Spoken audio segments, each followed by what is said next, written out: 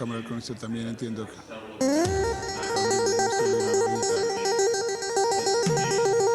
presentación y reconocimiento.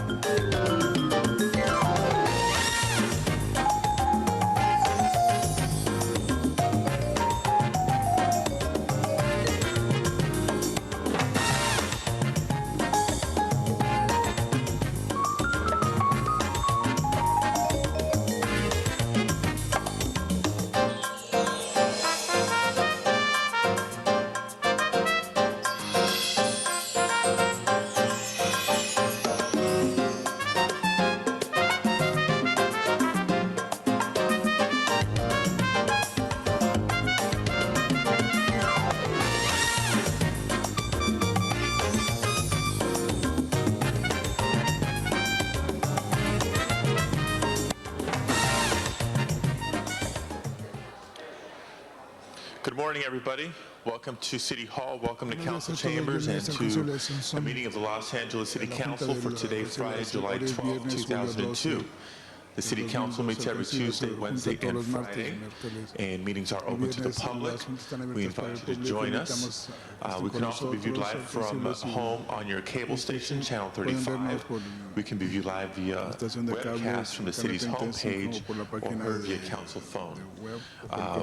We are just shy of a quorum with 7 members present. We need 10 to conduct business today, but this being Friday, as is customary, we do have a number of special presentations and recognitions for some reconocimiento es outstanding para algunos individuals sobresalientes and individuos, groups within the city of Los grupos dentro Angeles, de la ciudad de Los either for their Ángeles, contributions to the city or for contribuciones their a la ciudad, accomplishments. otros The first presentation today will be méritos. conducted La by the mayor of our great city, va a ser por el Mayor Jim alcalde más Hahn. por el alcalde. Mr. Mayor. Señor Hahn.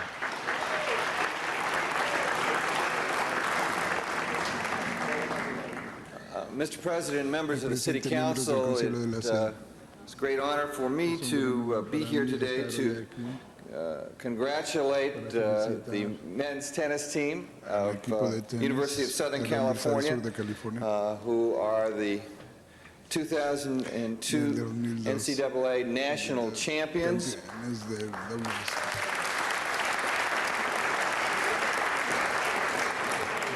In addition to their En adición a su team title, they had título the de equipo, Prakash tiene Armitage was the el Armitage, freshman NCAA tournament most valuable player.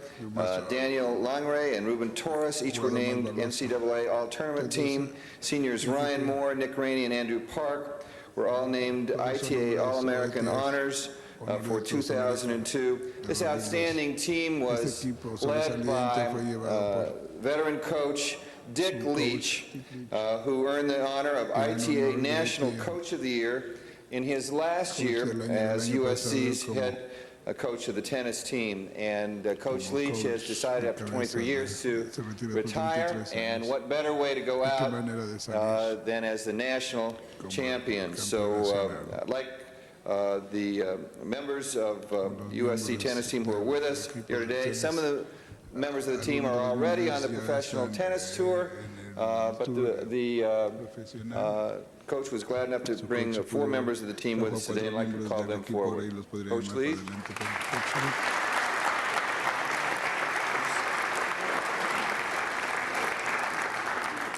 Come around here, Coach, and introduce your team to the City Council. Thank you very much, Mayor Hahn. I'm sorry that the whole team couldn't be here, but they're anxious to go out there and see how good a player they are and whether they can make it on the professional circuit. But with me, I have first Ty Sullivan, and he's from Palos Verdes. And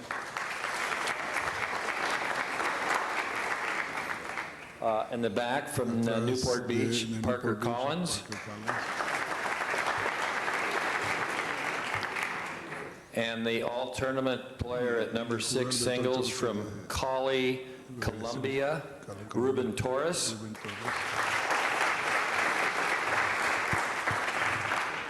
And last but not least, a senior from San Marino, California, who next year will start medical school at the University of Southern California, Andrew Park.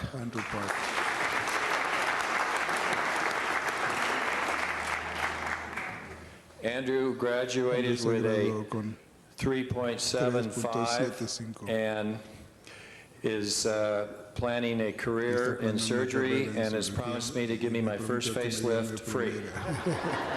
Thanks very much. Mr. LaBonge.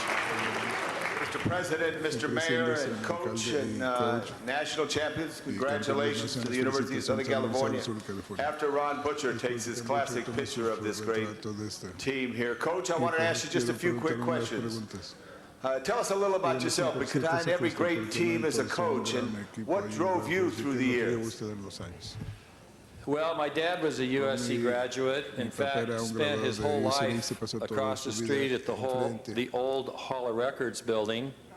And he used to assist Lynn Hollinger as the assistant county manager, and of course was great friends with Board Supervisor Kenneth Hahn.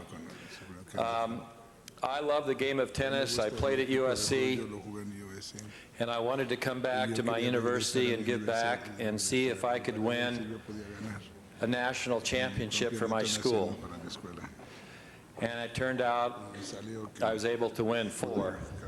So I feel very good about that. That's great. And hey, Coach, what public playground, what public tennis courts did you play on when you were growing up? I want to get a little plug for Record Park. I played at Arcadia County Park, and that's where I grew up. Good, all right, good. Let's hear it for the public parks and the champions. Thank you. Thank you, Mr. Labange. Thank you, Coach. Congratulations. Thank you. Members, we're still shy of a quorum. Let us continue with presentations, but given the brevity of our agenda today, upon achieving a quorum, what I would request is that we pause presentations, vote on the matters most of which are on consent, and then conclude with the remaining presentations. Next, I'd like to recognize Ms. Misakowski for a presentation.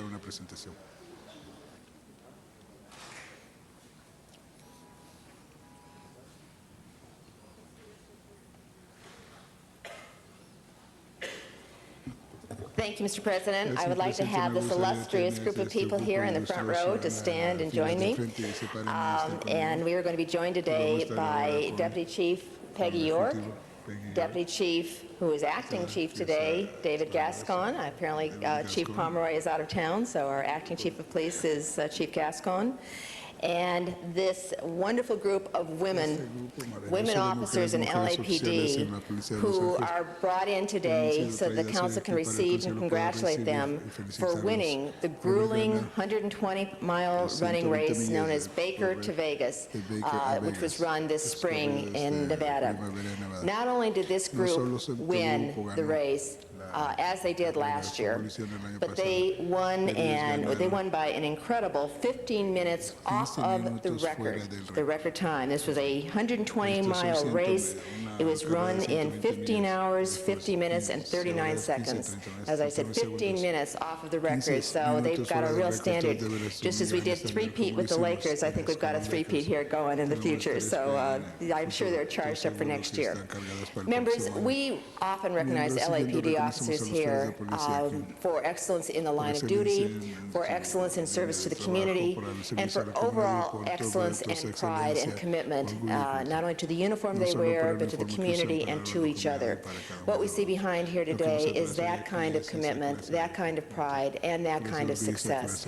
I don't think we recognize often enough the excellence that we have in this department on all levels. I think it was not more than a few months ago we had here a deputy commander who had won a national award for innovative excellence in community policing and innovative ideas in LAPD. This is still the department throughout the country that is looked at as the #1 department, the department to come to for innovation, new ideas, commitment, and the highest excellence among their members. So it gives me great pride to introduce everyone here today. I'm going to ask, I don't know if Chief York or Chief Gascon want to say a few words, but then I would also like to invite Officer Sherry Egan, who is the captain of the team, to come forward.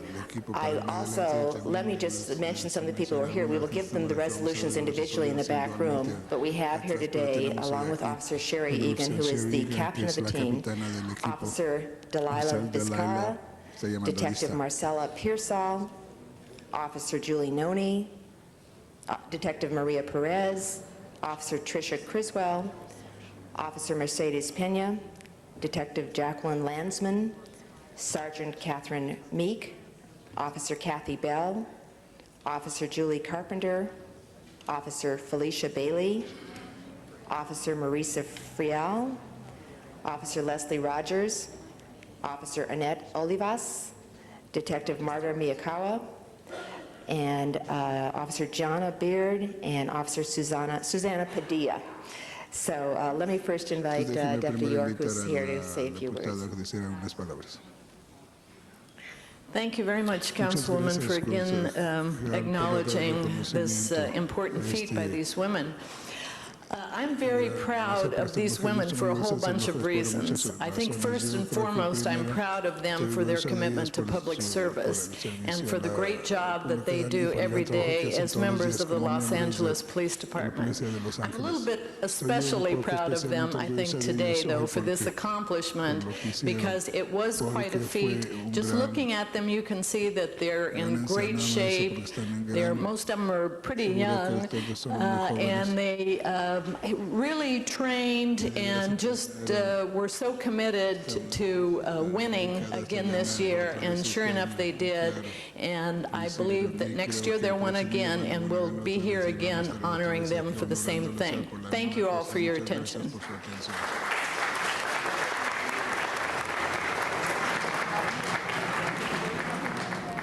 I would also echo those thoughts and thank the council for recognizing the just wonderful work of this team.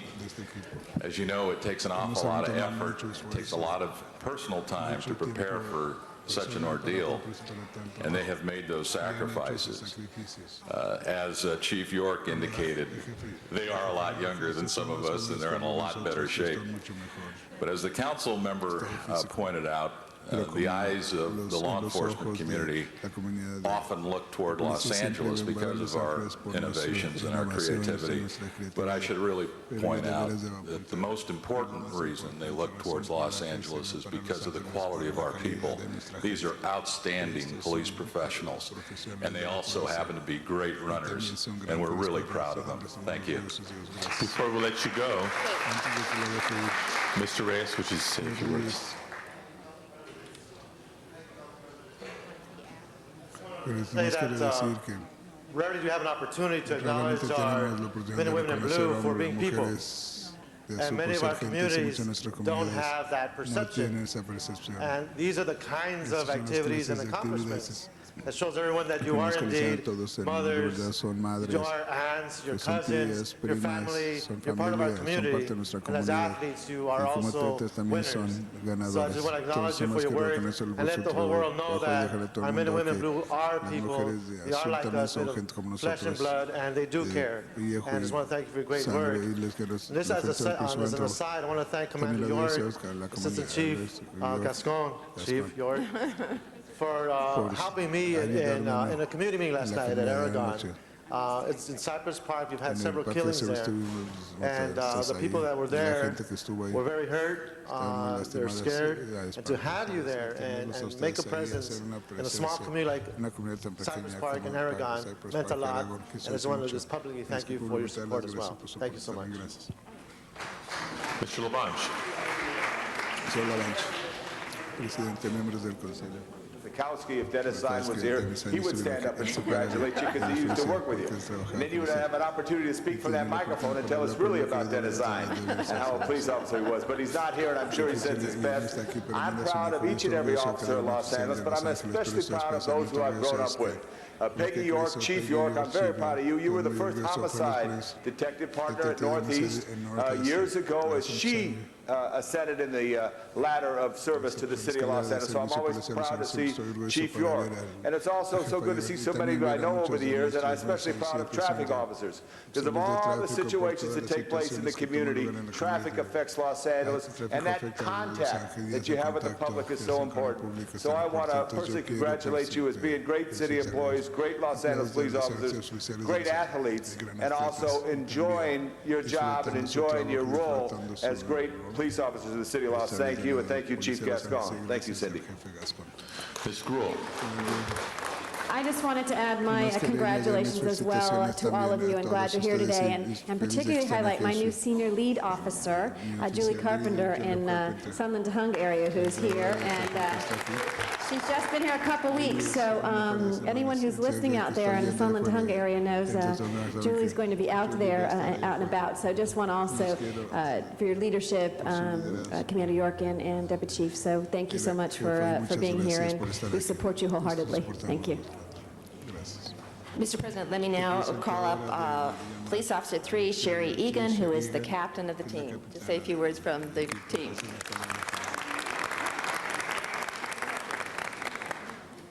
Thank you. I would just like to thank Councilwoman Cindy Misikowski for taking the time to recognize our team. I'm very proud to be associated with these women as an athlete and as an officer, and I'm proud to say that I think that there's 25 of the most dynamic women we have on this department working a variety of different assignments. And they still are able to manage to come together on their own time and produce a #1 team that has always managed to bring that trophy back to LAPD and keep that pride.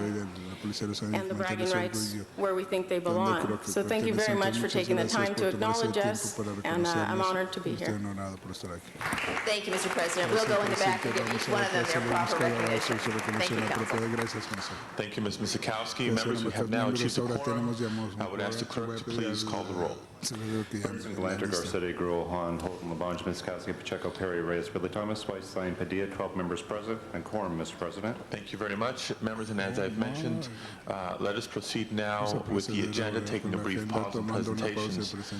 We will return to presentations after calling items special. Mr. Clerk, first order of business, please. Approval of the minutes. Ms. Gruel moves and Mr. Holden seconds. Mandatory resolutions for approval. Ms. Perry moves and Mr. White seconds. Items numbers 1 through 7 on the regular agenda. Items for which public hearings have been held. Items 1 through 7 now before us. Members wishing to call any specials. Items 1 through 7. Seeing none, Mr. Clerk, please open the roll. Please close the roll and tabulate the vote.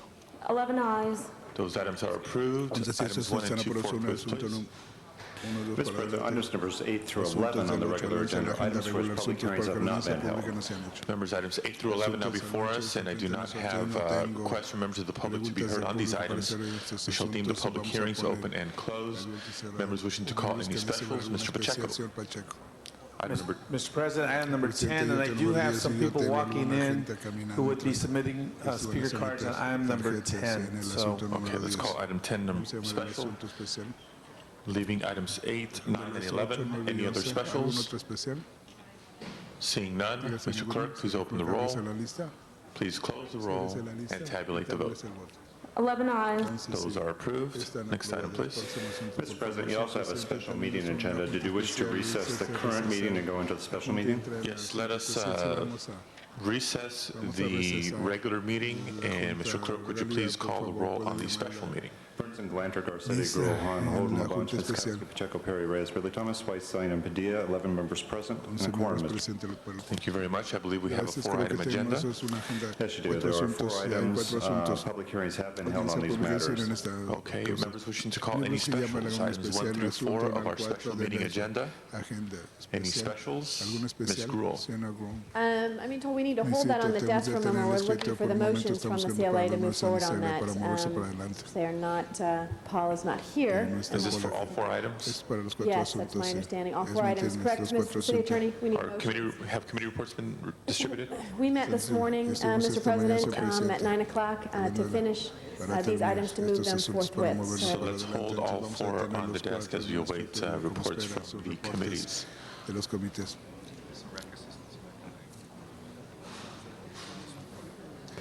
Mr. President, do you wish to stay in the special meeting and continue presentations at this time? Let us do that. Returning now to presentations, Chair recognizes Ms. Gruel.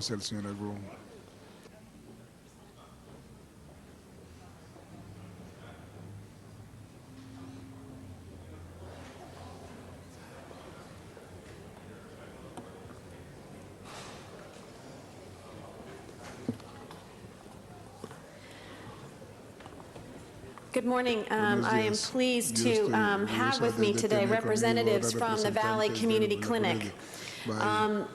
This is a clinic that has been in existence for many years, and last year, the clinic staff of 110 treated more than 48,000 low-income insured patients. This is a clinic that has just recently moved to a new place in my district, one in a large space, one that is going to serve more people than they ever have before. As we've all been reading in the papers these days, too, the challenges that the county faces and the challenges that we are going to have in our health system, this kind of clinic is critical to the future of delivery of services.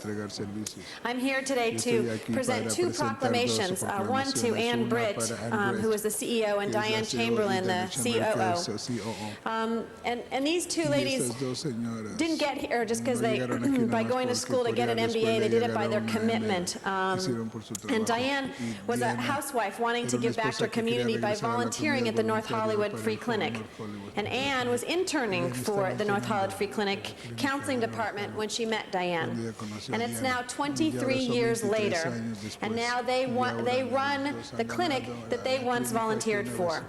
Their strong belief that everyone deserves affordable, high-quality health care has turned that facility and that free clinic into one of the Valley's most major health care providers.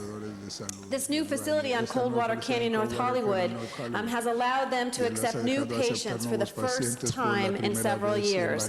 And this new building will give the clinic the potential to treat 100,000 patients a year. Without the Valley Community Clinic, thousands of residents of our North Hollywood area and San Fernando Valley would not be able to see a doctor and get some of those most basic care needs taken care of. I want to also say thank you to Council President Padilla, who in the midst of in the last year, when there was no representation, stepped up to the plate to support this clinic through motions through the City Council. So I want to also thank him in this presentation. So I am pleased to present 2 certificates today to 2 women who are really the pride and joy of our San Fernando Valley. You'll continue to hear more about what they're going to do for our neighborhood and our community. So I'd like to present to Ann Britt a proclamation that talks about her great value to this community and to our neighborhoods, and to say thank you for all that you do, Ann. Yes, please. I just want to, on behalf of our Board of Directors, our very committed staff, and our patients, express my appreciation to City Council for the recognition of the work of the Valley Community Clinic, and just tell you that personally for me it has been a great pleasure to be able to be a part of this organization. Thank you. And I want to also present this to Diane Chamberlain, but want to make one comment. During the campaign, I went to their offices, their old offices. There was very little parking. There were people all over getting services, not enough room, and now they have this wonderful facility, and it's because they didn't give up and said, we can do it. And so I just want to thank Diane Chamberlain for never giving up as well.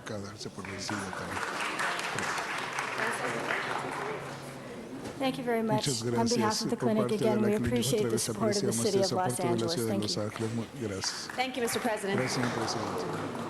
Thank you, Ms. Grohl. Next, the chair recognizes Ms. Perry for a presentation.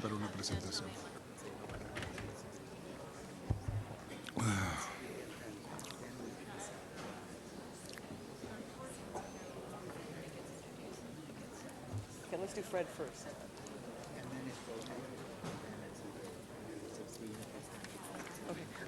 Go to my left, it's easier. Okay. Thank you very much, Mr. President. I have the pleasure of honoring someone who is not only a special friend to me, but a friend to many of us in this council chamber. And it's my pleasure to recognize Fred Muir for the outstanding work and to say congratulations as he moves on to a career, gratefully so, in Los Angeles in the area of public affairs. Fred has distinguished himself as a reporter and an editor at the Los Angeles Times in a journalistic career that spanned 3 decades. He is respected for his speed and accuracy in delivering the news, his balance and fairness in defining the issues of the day, and his desire to bring clarity and reason to all of his stories. Fred was a member of 3 Pulitzer Prize-winning teams for coverage of natural and human disasters that affected Los Angeles, including the 1992 riots, the 1984 Northridge earthquake, and the 1997 North Hollywood shootout. Additionally, his coverage of critical issues including water policy, child support, homelessness, and Los Angeles city and county government has contributed to a better community for all of us. Fred has also nurtured and developed many young reporters and has been active in journalism education by lecturing to student groups, leading writing workshops, and developing new curriculum for training journalists. Throughout all that, he has always maintained his grace and good humor in the face of tremendous tremendous deadline pressures, the challenge of competition and colorful personalities of many of us here in the council chamber. After 17 years with the Los Angeles Times, he's retiring from the news business to pursue a second career as a public relations consultant with Fleshman Hillard. I know that he will be continually fully involved in civic life here in Los Angeles. And I want to say congratulations to Fred for his many years of service, and to salute him and to honor him for his many contributions with a common goal of making the city a better place to live.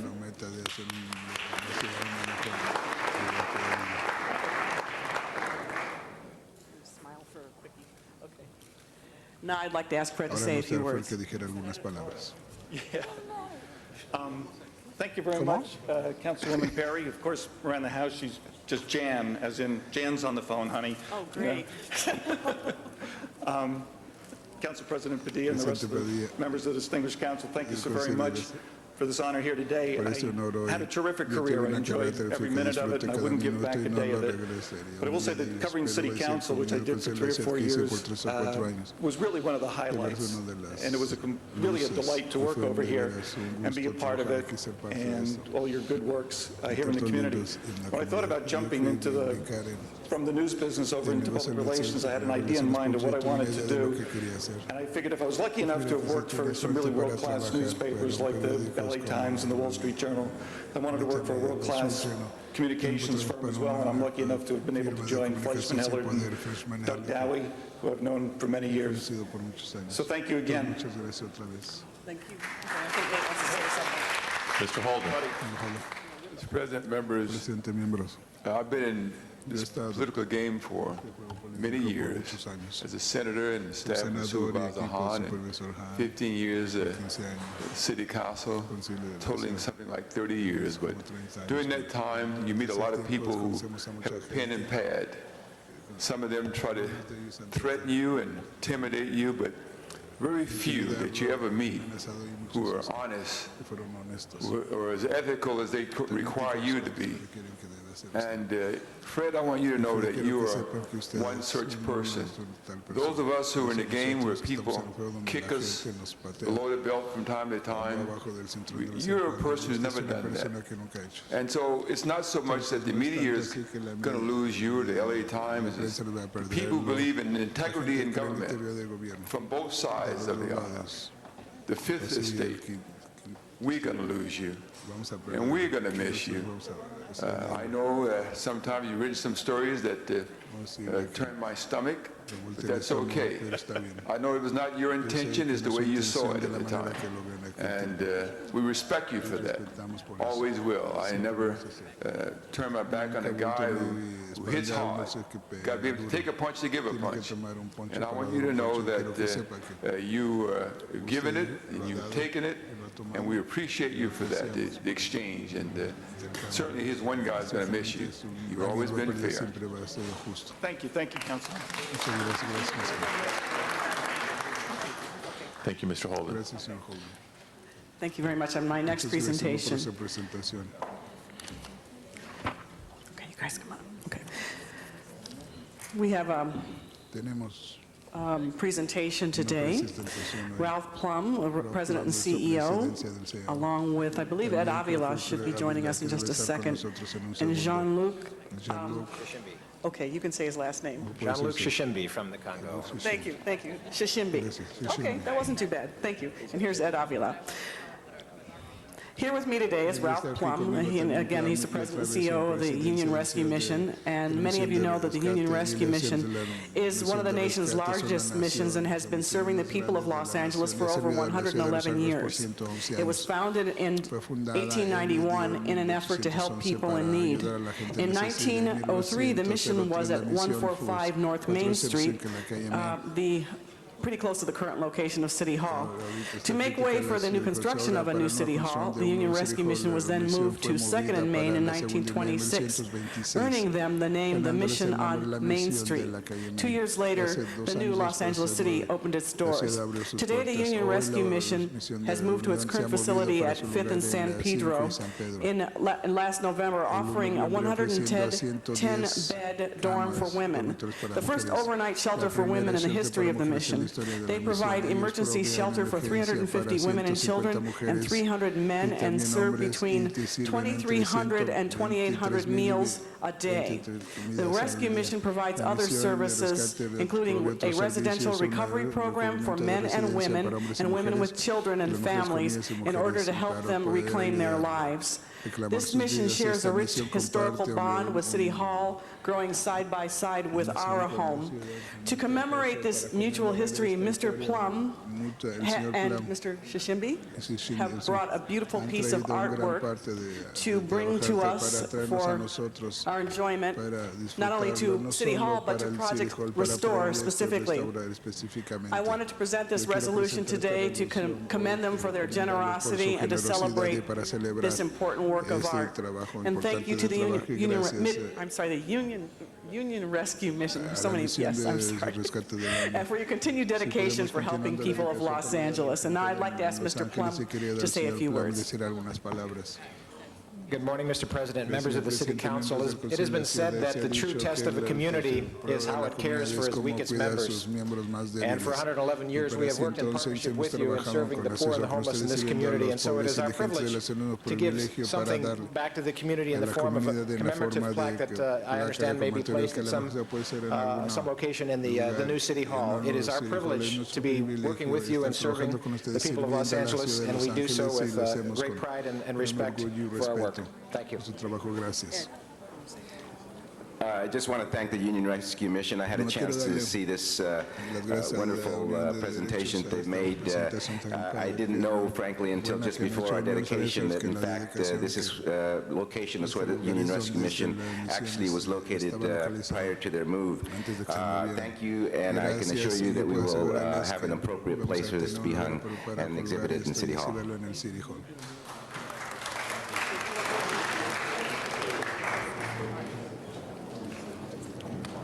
Mr. Ridley Thomas, should I proceed with the other one? Or do you want to? Okay. We have it up here. Okay, all right, I'll go ahead. I have the pleasure of doing this on behalf of Councilman Mark Ridley Thomas, and I'm very pleased to honor some young ladies today for their exceptional work in a program created by the Commission on the Status of Women. And as they come up here today, let me just share with you, this program is called the Young Women at Risk Violence Prevention Program, or YWAR. It focuses on academic retention, healthy decision-making, self-awareness, self-esteem building, life skills management, and mentoring. The program is available at 6 continuation high schools throughout the city of Los Angeles and is offered to young women between the ages of 15 and 19. Through their participation and success in this unique program, the young ladies that you see here behind me have earned a great honor. They have been selected as this year's winners of the Juvenile Justice Crime Prevention Act Pinnacle Awards. This Pinnacle Award is an award given by the Los Angeles County Probation Department for excellent academic, personal, and social achievements made since participating in the program, such as YWAR. These young women have shown depth of character, strength, and diligence that has earned them the respect of their peers and their teachers, and that is why they have received such a great honor. They now serve as role models for other young women in the city of Los Angeles, and I would like to congratulate and salute their achievement and ask that you come up here for me and just introduce each one of them so we can give them the recognition they deserve. Thank you, Councilmember Perry. I just want to briefly thank the Commission staff, Victoria King, Melissa Butel, and Deepika Sharma for the work that they do with the Young Women at Risk program. I think we can't underestimate the impact that programs like this do for our young women. YWAR is the only gender-specific program under the Juvenile Justice Crime Prevention Act, so we're very pleased that our girls were able to achieve this very important award. And I just want to briefly introduce our Commission President, who will introduce our awardees, Commission President Leslie Ortiz. Good morning to Council President Padilla, to the council members. Today is very exciting because of the Commission's involvement with Young Women at Risk in its third year. 4 years ago, the program was developed and given birth. We began with 2 schools and we are now in 6. This program is a necessity in the development of young women that many persons in society today forget about. YWAR trains young women to be successful, to take pride in themselves, and believe that they can make their mark in this city, the state, and the country.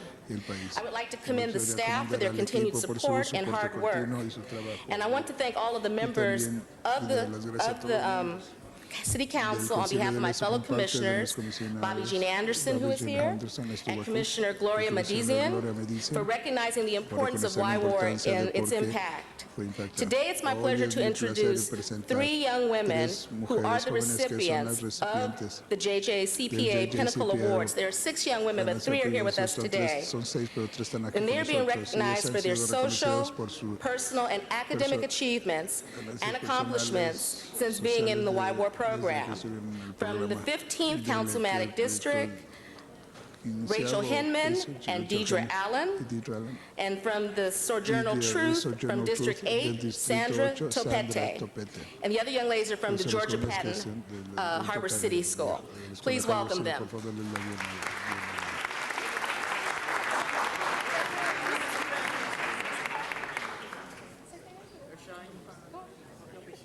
I'd like to say thank you to the program that I'm in. It really helped me a lot. That's about it. Eso es todo. Thank you. Gracias. And then, thank you very much, Mr. President. Muchas gracias, Presidente.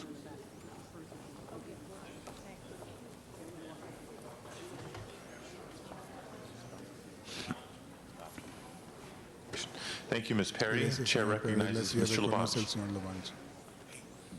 You could fake it, shoot these people and make them feel good. I'm kidding. Yes.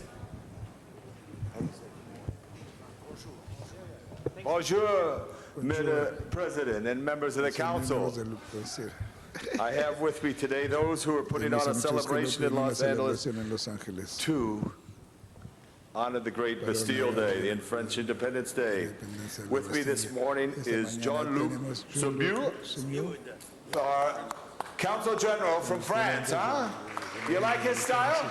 Okay. Okay. It's Friday today, so casual day. Casual day. Oui. Also, we have Bob Ori, who's the producer of this event. And also, we have with us today Pascal Fortunat with the event promoting Bastille Day, and Najiba of Pasadena, who's here with us today to support our sister cities. And Bastille, as you know, we have Bordeaux, France, as a sister city, and anytime we could get together and celebrate what's so beautiful about Los Angeles, we try to do that. And then this Sunday is Bastille Day, and Bob, I want you to get a commendation from the city of Los Angeles as we salute you for celebrating the French Festival 2002 on Bastille Day. You made one mistake. He got lost. Being a good Frenchman, he got lost, and he stopped at San Vicente and Melrose. And you know what that is? That's the Pacific Design Center. You know where that is? In the city of West Hollywood. But we still love you. Merci, merci. And he's going to come back to Los Angeles next year, maybe in beautiful San Pedro, or maybe in Griffith Park, or somewhere he's going to celebrate Bastille Day where we invite all Angelinos to join with the French and those who love the French. But I salute you, and I'd like to ask you to say a few words, Bob, before I give you this commendation. Mr. Bob Henri. Before we hear from Bob, Yes. let me recognize our most recent visitor to France from the City Council, Councilmember Hahn. Merci. Bonjour. I just wanted to take this opportunity to say that I have just come back from leading our sister city delegation to Bordeaux, France, and found it to be an extremely enriching experience, and feel more than ever that since September 11th, citizen diplomacy is so important and critical as our most important aspect of our international relationships. And I was also very privileged to be on our Independence Day, July 4th, in Paris at the embassy as a guest of the ambassador, Howard Leach, to France, and was at a very emotional experience to be with other Americans in France and continuing to strengthen our relationship between the people of France and the people of America. So I really want to say that I'm glad that I'm here celebrating the Independence Day on Sunday, and I hope to celebrate with people from America and people from France and people from everywhere on this great occasion. So, vive la France. Merci. Merci. French people have a fascination about the United States, but in particular of Los Angeles. They love Los Angeles, and you have more French in Los Angeles than anywhere else in the United States. And we are very proud to do this event here. It's a big event on the Pacific Design Center, as the councilman who's supporting us very much mentioned. And we would like to invite all the people of Los Angeles to come and celebrate with us. As you may not know, but French Revolution was the beginning of your own constitution. That's when liberté, fraternité, égalité started, and your own pursuit of happiness, and mine now, started. So thank you very much for this proclamation, and thank you very much for receiving us today. Robert, thank you. One of the greatest gifts that any country ever gave the United States, the absolute greatest gift. Eric Garcetti, you're a Rhodes Scholar. What's the greatest gift? Statue of Liberty. And who gave it to us? Oh, God, Eric. Good, the French. Representing the great French, please welcome the Council General.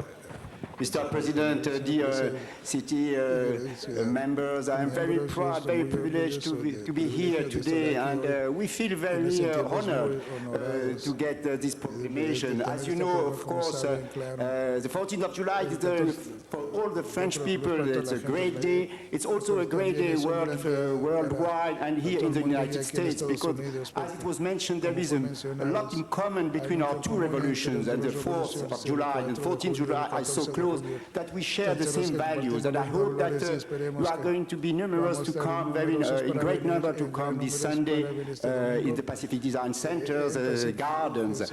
Besides that, I take the advantage of my presence here to make a publicity for other events which are going to take place during the whole month of July. You will find all the information on the website, on the consulate. And so again, let me express all my appreciation to be here. Let me tell you that the consulate is going to make all the efforts to develop this citizen diplomacy, which was just mentioned by Jason Ham, and which I also consider as a big element of the ties, of the bonds between France and Los Angeles. I myself, and my last word, because I am not going to make a speech today, my last word is today to tell you I enjoyed to be here in Los Angeles for the last 7-8 months, and I really look forward to my mission and to develop the ties with the town hall. The first contacts I had were very fruitful, very exciting. So I look forward to developing all these contacts. Come again to the 14th of July. Vive the 14th of July, vive Baptiste Day, and vive the French-Los Angeles relationship. Thank you very much.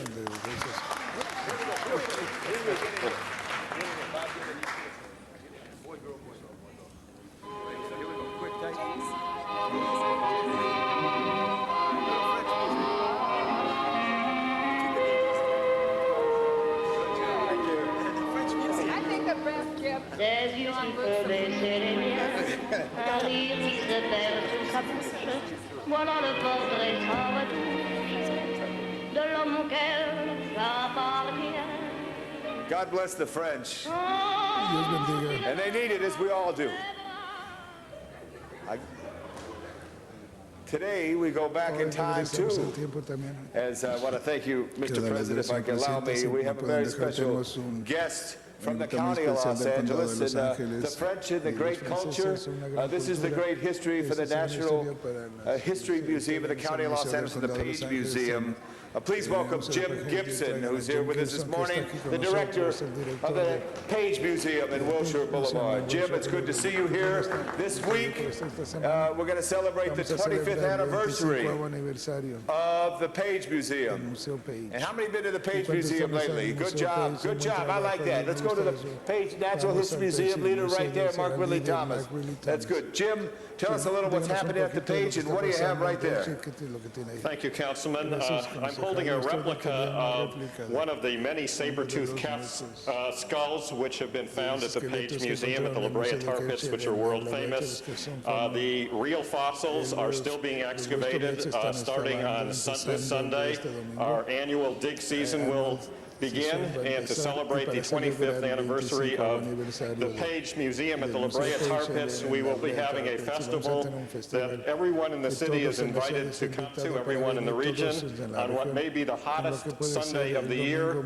Hancock Park and the Page Museum and the La Brea Tar Pits will be the coolest place to be. We will be having new exhibits that will interpret some of the scientific discoveries that we have made right there on the site under our feet in the last 25 years. We'll have a lot of fun activities. Nigel Marvin from Discovery Channel's Nigel's Wild Wild World will be making presentations. Tom Labange will be making a presentation, and shortly thereafter we will have free ice cream, we'll have free cool drinks. All of that is free in the tar pit, around the tar pits in Hancock Park. Inside the museum we'll have other presentations. We have a special admission price this Sunday of 25 cents for children for 25 years.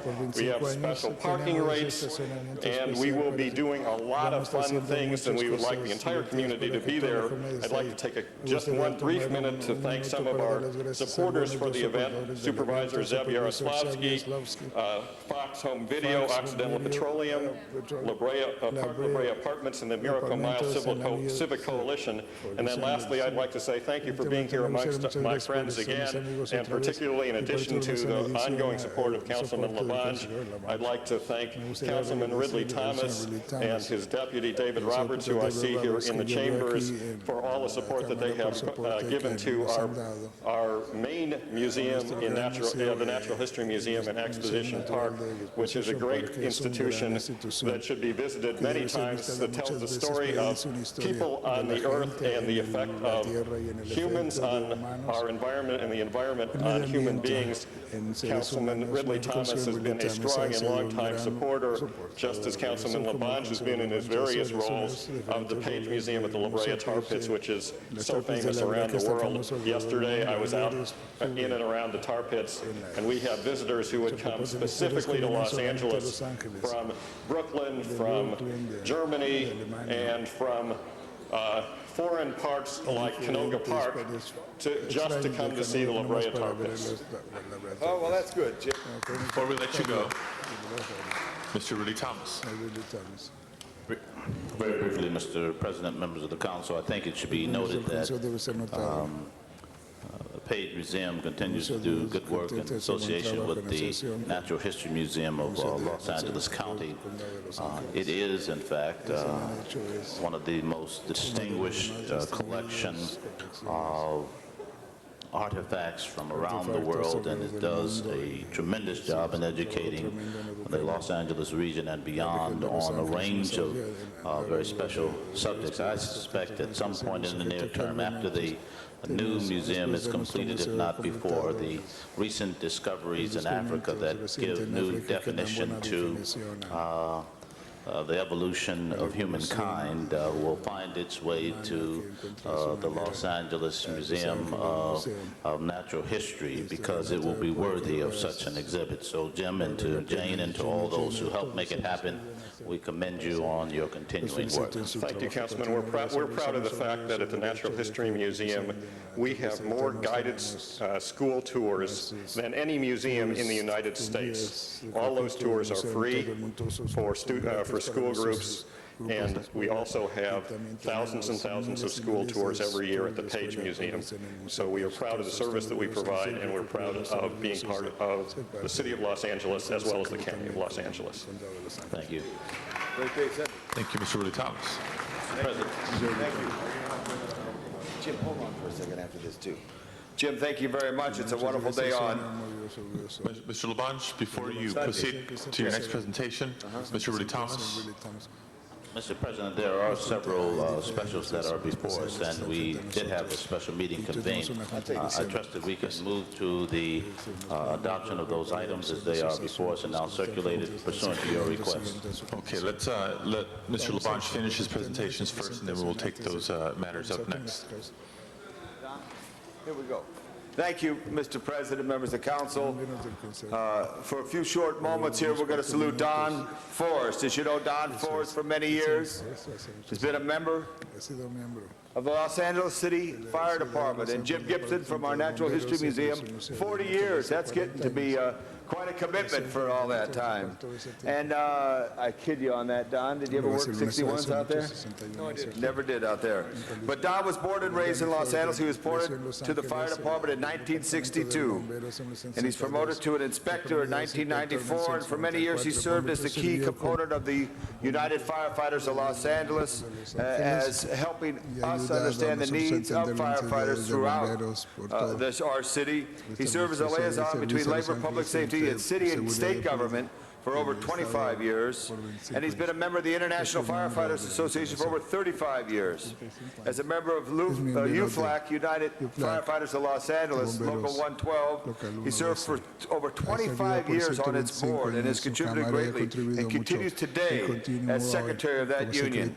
He spent his career serving the people of Los Angeles, working to improve public safety. He's been a benefit to fellow firefighters and the community. I want to just salute him and ask you to join in me as I present this resolution, witnessed by the great Chief Engineer of the Los Angeles Fire Department, William Bermantri, and the great President of the Fire Commission, Jay Groden. Please salute Don Forrest, 40 years of service and continuing Los Angeles City Fire Department.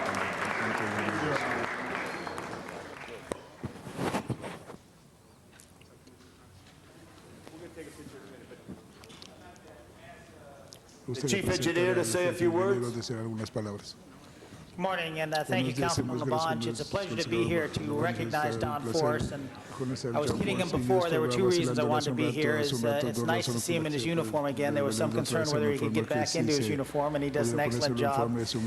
That also highlights one of the major roles he played for UFLAC and for our department. He's been involved not only locally but nationally, very important role in firefighter safety, and that's something that our members will benefit for many years to come.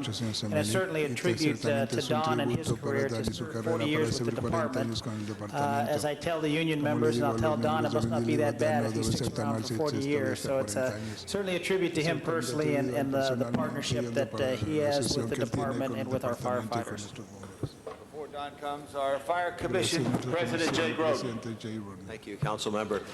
Just on behalf of the Los Angeles Board of Fire Commissioners, we would like to recognize Don for his 40 years of service.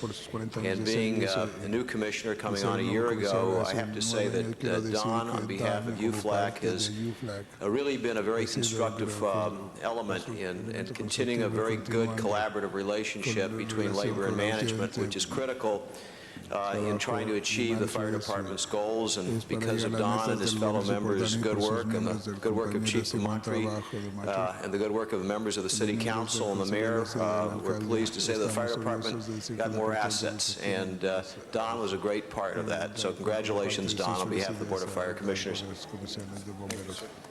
And Don, before you speak, Please welcome his wife, Heidi.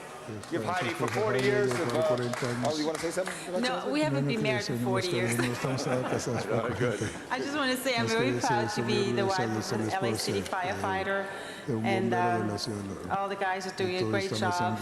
Thank you. Thank you.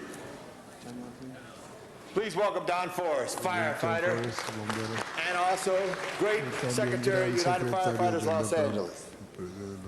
Thank you, Tom. I appreciate the honor of being here this morning. President Padilla, council members, and Chief Pomatri, my good friend Jay Groden, and my wife Heidi, and other staff here. I last night was trying to put some thoughts together about what I might say today. 40 years, when I stop and think about it, certainly is a long time. The last 10 went by very quickly, but in looking back, as a young man in college in 1960, I decided that the fire department was something that I wanted to be involved with. I took the test. I wasn't old enough to be appointed at that time, so in 1962, I was fortunate enough to be high enough on that list to be appointed. 40 years later, I'm here and in front of you receiving this recognition. It has been my honor and privilege for 40 years to be associated with a profession and a group of men and women with such esteem and courage as firefighters. I cannot tell you, especially since the events of September 11th, how much this means to me, and I believe how much it means to our community. Firefighters are willing and ready every single day to give their lives to the very people that pay our salaries. We feel very committed about what our task is. Children, when we go to schools to do the programs there, always tell you they want to be a firefighter. We look at when the test is given, sometimes 10,000 people line up to take that test. That's a dream that a lot of people have that very few have been able to achieve. I was one of those few who not only had the dream, but I got to live it.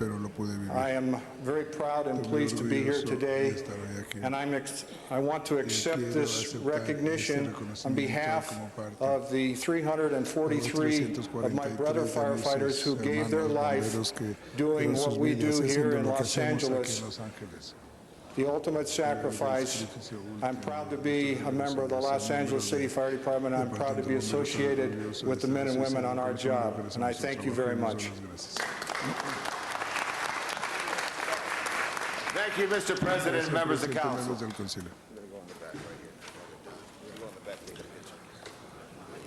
Thank you, Mr. Labange. Members, let us take once again a brief pause in presentations and return to the special meeting agenda that we have before us.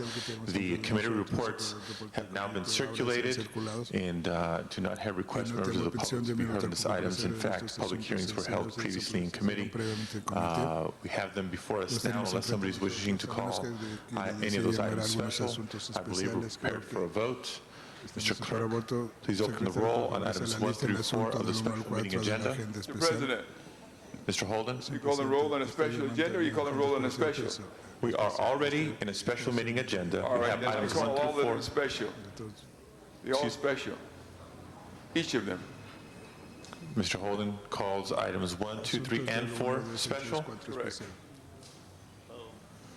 Okay, let's call those special then. And we have 2 remaining presentations, one by Mr. Holden, one by Mr. Rudy Thomas. What is the desire of the body? To proceed with presentations, I believe. Sorry? Items 1 through 4 of the special meeting agenda have been called special. Yes. Let us return then to presentations. Mr. President, there is a sense of urgency regarding these items. They can be expedited unless there is a significant reason to debate them. I don't know why we don't dispose of them. They've been heard in committee. They are largely pro forma to meet a tax credit deadline. It would seem to me that in the space of a motion, we can dispose of them, and I would so move. Well, Point of order, perhaps expedite it, since as I look at 1, 2, 3, and 4, they all seem to be the same thing, the same kind of thing. Why don't we have one public hearing, call them all special at the same time, and have there be whatever discussion is necessary rather than sequentially? Public hearing has been held in committee. Here's, members of the council, Mr. Holden, please, let me lay out what's going on here. This is Friday. As is typical, we have a number of presentations and recognitions. Several months ago, and even in previous years, there's been some frustrations from members of the council that presentations take too long. At times, there's also urgent matters on the agenda.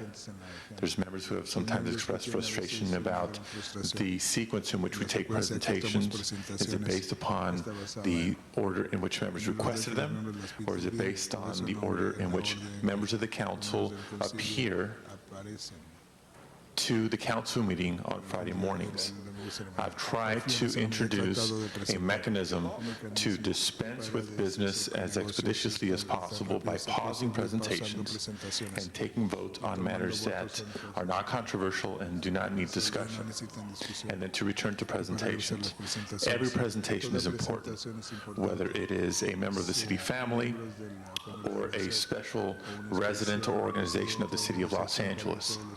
Presentations are important. Matters before the council are all important as well. And sometimes there's differing opinions as to whether we should finish presentations first and then take up business, or finish business first and then continue with presentations. And this is one of those days. There are also members of the council who wish to leave early. If you wish to leave early for prior commitments, that's understandable, but business comes first. So today, we've dispensed with most items. We have a few remaining before us, including 4 items that are urgent in nature and have been dealt with or heard in the Housing Committee earlier today. If members of the council have questions, that is understandable. We also have presentations. I will leave it up to the body to what we do next. Mr. Holden, let me finish. Go ahead. I will leave it up to the body as to how to proceed today. Do we want to continue with presentations at this time, or do we want to dispense with the remaining council agenda items, both of the regular meeting and the special meeting agenda? Mr. President, I believe that's the fairest way to go. Mr. Holden.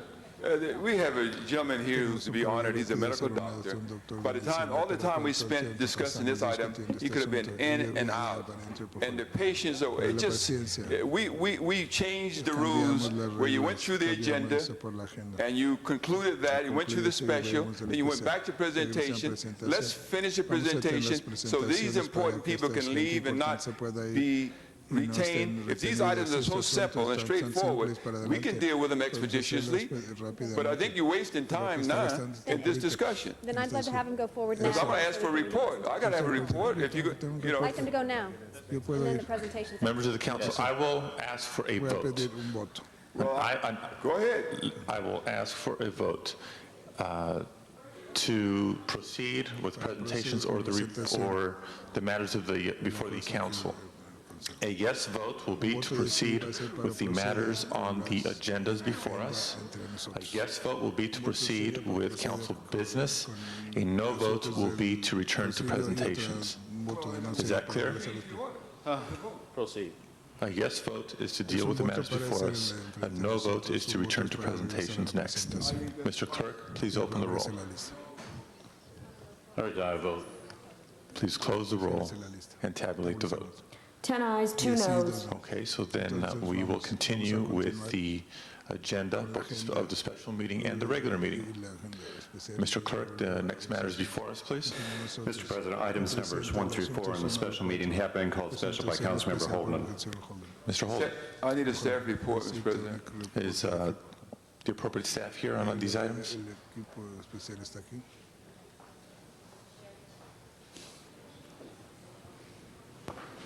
Mr. President, is the will of the council to take all 4 items together? Yes. Please. I'll leave it to the chair of the committee to determine that. Ms. Gruhl? I'm sorry, what was the question? Shall we take the items separately or all together? Well, I think Ms. Misikowski was recommending that we take them all together, so if to dispense with them in this manner, so if all the CRA staff could be up here.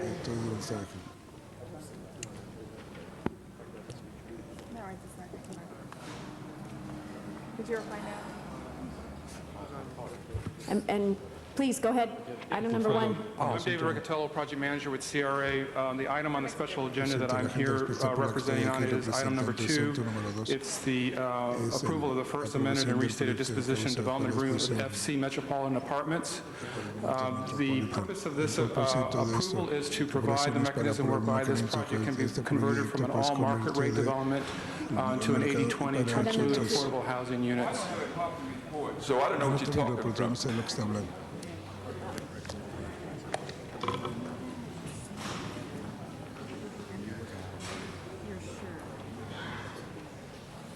And I just got it.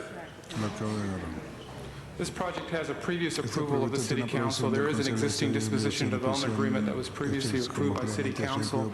We were asked, the CRA was asked by the council member for the district to re-examine the project and try to restructure it so that it could include affordable units. In doing so, what we've come back to the council for is amendments to the existing DDA, changing it from a fee conveyance to a ground lease conveyance and providing for tax-exempt financing. There is a deadline for the application to the state for those tax-exempt bonds, and so we're seeking council approval of that item today. What projects are you talking about and where the location? The project is located, will be located on agency-owned property at the corner of 11th and Flower. It'll be 274 units of loft-style apartments. It'll be a rental project.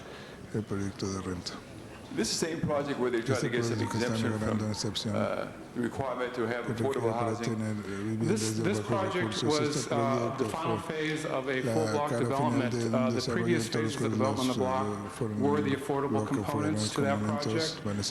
And when this project came through as the final phase, it was approved by City Council as an all market rate development. We're now bringing it back to include affordable. So affordable will be incorporated? Yes, that's the purpose of the approval today, is to include affordable in the project. That's 1, 2, 3, and 4? That's just item 2. Just item 2. All right, then what's the next item? Item number 1 is a request to approve bond documents for the Grandview 9 project, which is located in the Westlake Recovery Project area. It's an all 100% affordable housing project. The term of the bonds has expired and need to be extended in order to complete the construction, and that's the request before you is a technical one to extend the term to protect the low-income housing credits. All right, and what is the next one? The next one is related to a proposed project at Santa Barbara Plaza. It's an element of it, which again is a tax credit application. What does that project do? You're not telling me anything. There is a process in place to bring forward a proposal on Santa Barbara Plaza. That proposal is not complete, but part of that proposal would be enhanced with these tax credits. We are up against this deadline, so we're trying to arrange for these tax credit applications so that if the project is subsequently approved, we'll be able to utilize the tax credits. So what if it's not approved and you've already got the tax credit, which could have gone to another project? I never heard you do this before. You put the cart before the horse. I'm not certain if that's the case, but we are quite confident that we'll be moving forward with this project. And if we don't take Tell me more about it. What do you propose to do there, and why are you asking for the tax credit, etc.? Well, we are not at this point prepared to discuss the entire project. We are still... Because we're still in negotiations. There are very complex elements of it. It's a mixed-use project. It's something that we hope to go forward in a few weeks.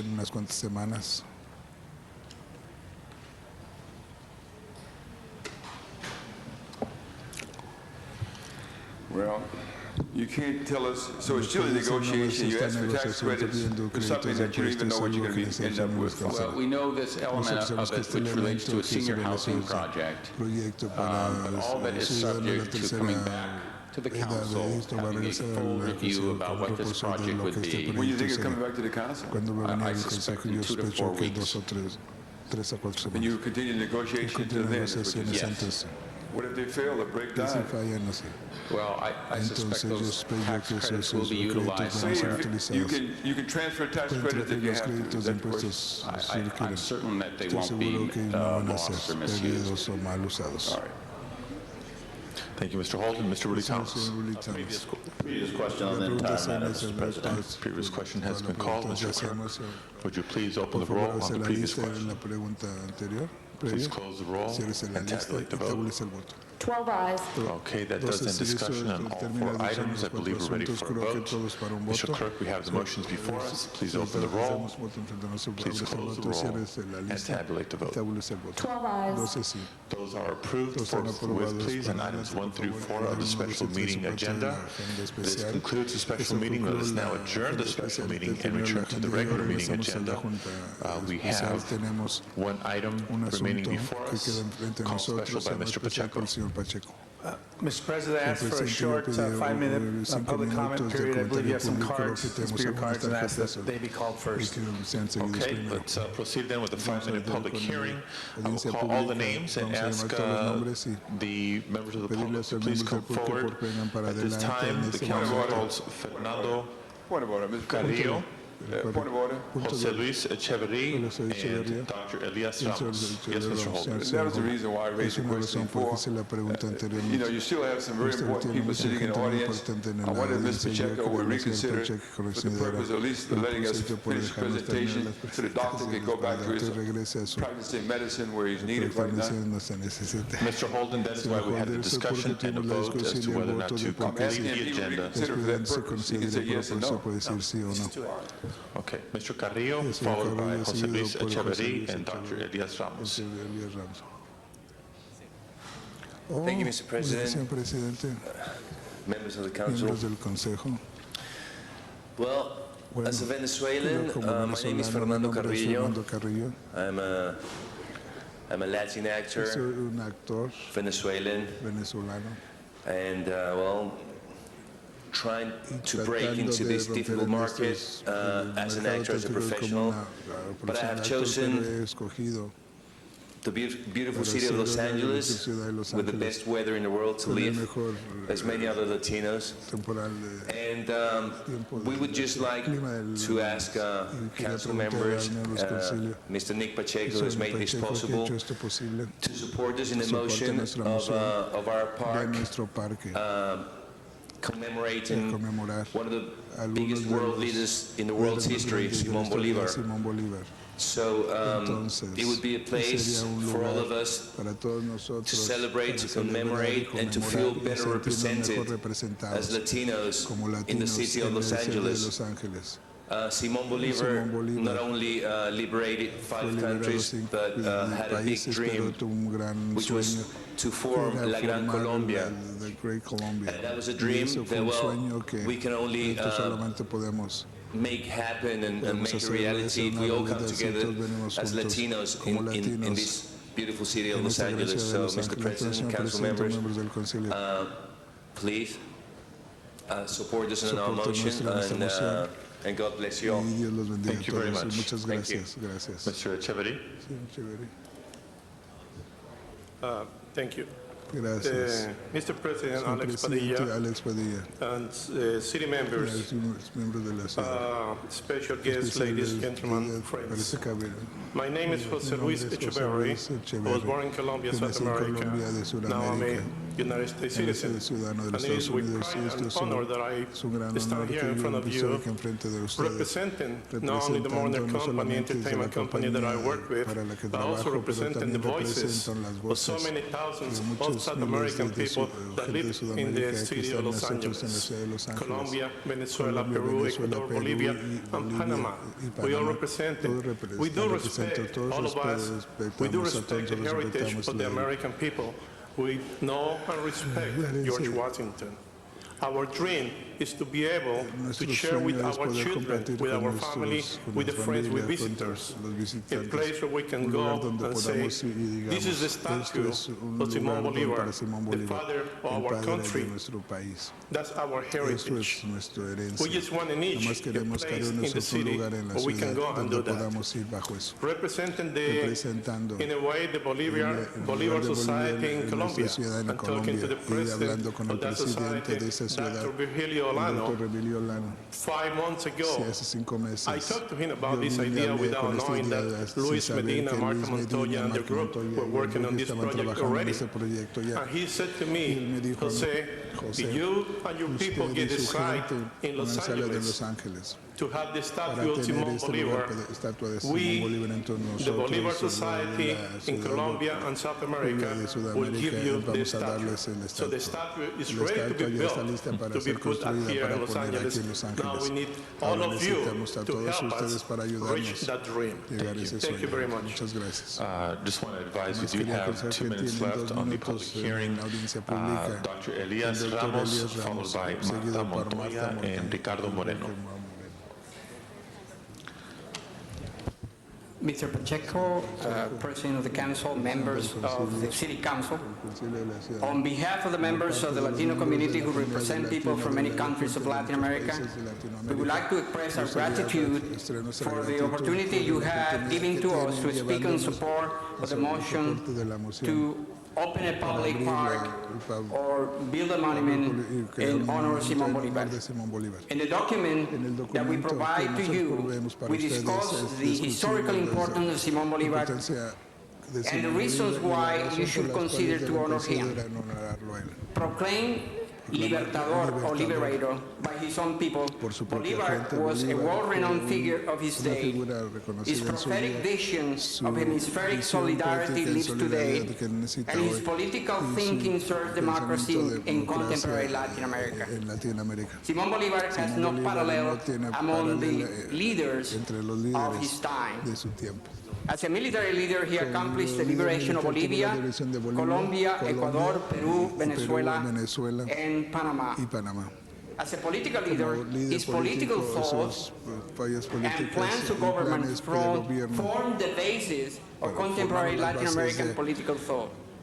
In the realm of international affairs, Bolívar advocated a Latin American League of Nations, the Council of which will serve as an arbiter of dispute, provide for military cooperation among these nations in order to defend the continent. He also wanted to create a world organization dedicated to the maintenance of peace. Bolivar's plan is vividly reflected in the present-day Organization of American States, terms such as inter-American cooperation, continental solidarity, non-intervention, and continental defense have real meaning today thanks to the ideas of Simón Bolívar. The city of Los Angeles is known for its ethnic and cultural diversity, and it is in that diversity that Los Angeles has found its own identity. There are many ways in which we can celebrate that diversity, one of which is honoring outstanding historical figures that represent the rich democratic traditions of our people. Hidalgo, Martin Luther King, Cesar Chavez. We urge you to honor Simón Bolívar, a universal symbol of freedom and democracy. Hundreds of cities in Latin America, Europe, Africa, Asia, and in this country have monuments, city parks to honor Simón Bolívar. Thank you very much. Thank you very much. We do have other speakers waiting in our 5-minute clock has run out. Mr. Pacheco, what is your desire? Let's move forward, Mr. President. Since the 5-minute clock has Okay. Read the names into the record. I believe you're all for the proposal. Ms. Marta Montoya, Ricardo Moreno, and Ms. Sylvia Hawkins. Your cards will be added to the council file. Mr. Pacheco, you have the floor. Mr. President, colleagues, I introduce this motion to support the South American community here in Los Angeles because, as you know, the Latino community is a large force here in Los Angeles, but at the same time, there is this perception out there that since all of the representatives are of Mexican descent. That is solely a Mexican leadership concerned only about Mexican immigrants. And we are here today to start a process to send a message to all Latinos in Los Angeles, as we have in prior occasions when we support Dia del Salvadoreño and the other organizations and other countries that have come forward to us and we worked with. So today, I want to ask for your support for this motion to establish a task force to look at the different parks in our city that are named. A lot of our parks are named after the streets they sit on, whether it be 108th, whether it be Pecan, whether it be Normandy. These are the streets that they sit on. We want to look at them and come up with a list and forward them to the Board of Recreation Parks at some point. But I want to start the process today and embrace the concept that we were going to honor Simón Bolívar, a great person, a great leader, a person who has done so much for democracy in Latin America, a person of world recognition, and we are here, a world city. I believe this will be consistent with our place, not only in this country, but in the world. So ask for your support, colleagues. Ms. Hahn. Thank you, Mr. President. I rise to support this motion. I want to congratulate my colleague Nick Pacheco for bringing this to the City Council. I was honored to be allowed to second this motion, and I was proud to do so because I think it is so fitting at this time that we really work on all of our cultural diversity, even within the Latino community, and that it is such a rich and diverse history. And Simon Boulevard clearly was such a great statesman, a patriot. He was known as the George Washington of South America. So, and I love the comments that this is a great opportunity to teach our children, to teach the generations to come. And as Councilman Pacheco said, so many of our parks are named for the streets where they're situated. What a better opportunity to bring our families and our children to a park that indeed honors such a great man as Simon Boulevard. I know we are just creating a task force to study it, but I am convinced that this task force will come back with a great suggestion, a great location to indeed honor this great man and your heritage and your legacy right here in Los Angeles. So I'm extremely pleased to support this today. And thank you all for coming down here. Thank you, Ms. Hahn. Other members wishing to be heard? Seeing none, Mr. Clerk, would you please open the roll on item number 10. Please close the roll and tabulate the vote. 11 ayes. That is approved. Let's send that forthwith. Mr. Clerk, next item, please. Mr. President, now it's time for public comment on non-agenda items. Before proceeding to public comment, let us return to the presentation segment of today's agenda, and I'd like to recognize Mr. Holden.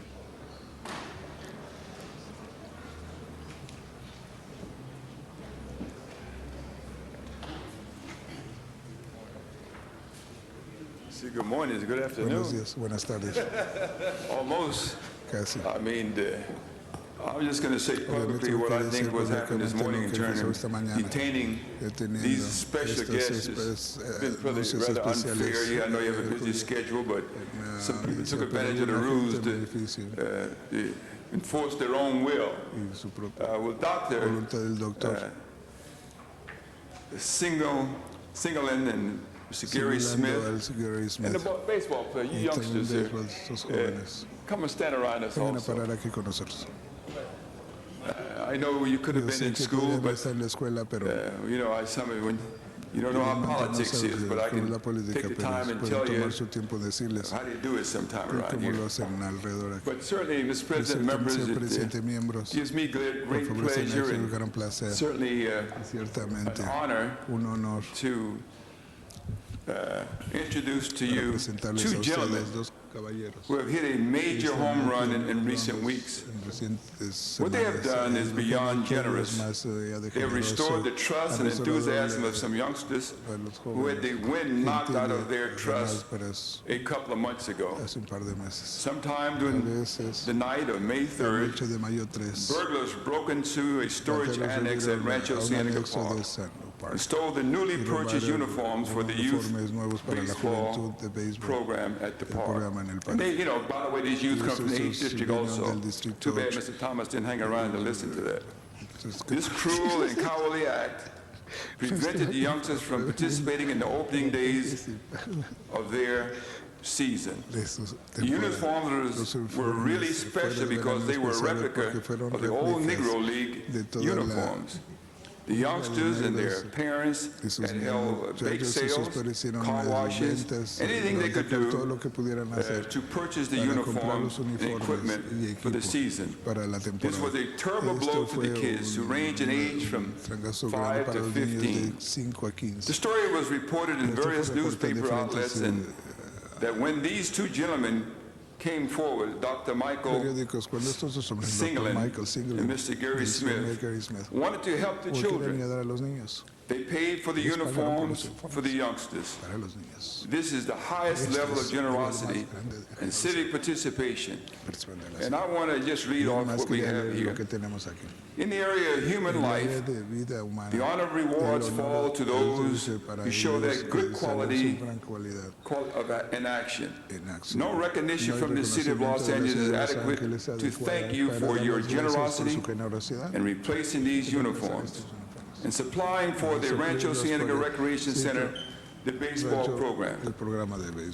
Your kindness and caring are applauded, appreciated, and acknowledged. On behalf of the City Council, I salute you for what you have done, not only to enhance the lives of youngsters who have taken part in the baseball program, but to show by example that civic participation is not only the duty of the few, but the responsibility of all. And I'd like to say, Mr. President, I want to introduce to you right now a doctor who's been, we know, very busy, hectic schedule, taking the time to come down here, not just to give his resources, but we should acknowledge him. We want to have Dr. Michael Singleton and Mr. Gary Smith, whose children, of course, participated in the Little League Baseball program as well, come forward and give us a few remarks, after which we'll call on the General Manager of Recreation Parks to comment as well. So,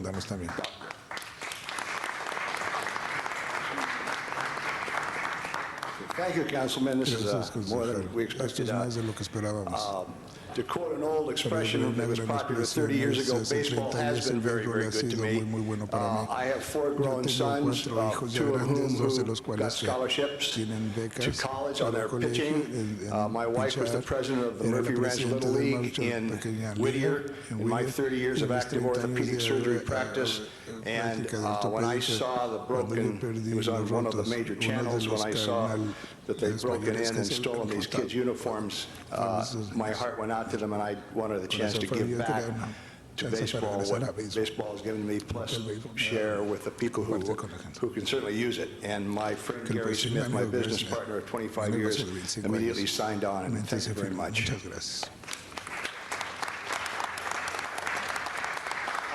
I would just like to comment and say it's been a real pleasure. Mike and I have been very fortunate in our business endeavors for the last 25 years, and we get a real thrill, and I think everyone that does do that also feels that feeling in helping kids both in educational purposes and in sports. We think those are extremely important things for children to do and to continue doing, and I really want to give a big thanks to the kids. I just think it's spectacular that they're participating in these sports, and it's so good for all of them. Thank you. What those uniforms look like. I would also like to acknowledge and thank these kind donors, but I think special acknowledgement of Ed Dabbs, the Center Director of Rancho Cienega is also very appropriate. Many of our centers have baseball programs, many have sports programs, but I think he took it to that next level because in putting his program together, he wanted to add an educational component. These youngsters, some of them have uniforms from the old Negro League. The youngsters were required to study history and learn more about what happened back in the days when the Negro League was around. So not only was it an athletic program, it was also an educational program. So I would like to acknowledge and thank our Center Director, Ed Dabbs. And I believe Ed has a special award to give to these kind, generous people. Ed, please step forward. Good morning. I'm here to recognize two gentlemen that was mentioned. Mr. Nate Holden stole my thunder. I was going to use step up to the plate and hit a home run too. So I think it still goes along with this situation. They did step up to the plate, and what they did impacted the community and many young people. And I would just like to say thank you to them. Mr. Singleton, Dr. Singleton. Dr. Singleton. Thank you. And Mr. Gary Smith. Mr. Gary Smith. Thank you very much. Muchas gracias. I believe we also have some words of commendation from Councilmember Garcetti. Thank you, Mr. President. Gary and Mike, just congratulations. I think we all know, all of us are baseball fans, that teams with hearts win. It's not always how much talent is on there, but it's such an important part. You've shown us that the city has a heart, and you guys have amazing hearts. And thank you for what you did. It shows really what community is about in the city. So thank you. Thanks a lot. I just want to brag on my friend and long-term friend, Gary Smith. Anonymously, last year, the Orange School District didn't have Tom Sawyer and some other books for their district, and he bought them anonymously. He is committed, as am I, to one-on-one to participation in the advancement of children. Thank you. Mr. LaBonge. Thank you, Mr. President. Dr. Smith, the coach, Manuel Molinero, our great new general manager, and the young people. It's just so important to see what one does when one steps up, one hears something, and one reacts. One person does make a difference. In this case, two people did make a great difference. I played in a city park. We only had T-shirts. We always wanted to have full uniforms. Now look what you've done for this great center. So congratulations, good luck to everybody, and thanks for making a difference in Los Angeles. As you know, USA Today has Make a Difference Day in October every year, and you made a difference in this day, and we should nominate you for an award, a national award, by responding to hearing about a plight of somebody and making a difference. And it's great to have people from Orange County helping the City of the Angels, because Orange County once was part of LA County. Thank you. Thank you, Mr. LaBonge. Thank you, Mr. Holden.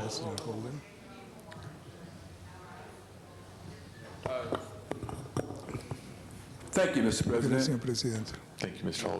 Holden. I believe that concludes presentations for today's meeting. Mr. Clerk, next item, please. Now it's time for public comment and non-agenda items. We have two requests for Council Calls Order Sean Brewer to be followed by Mort Allen.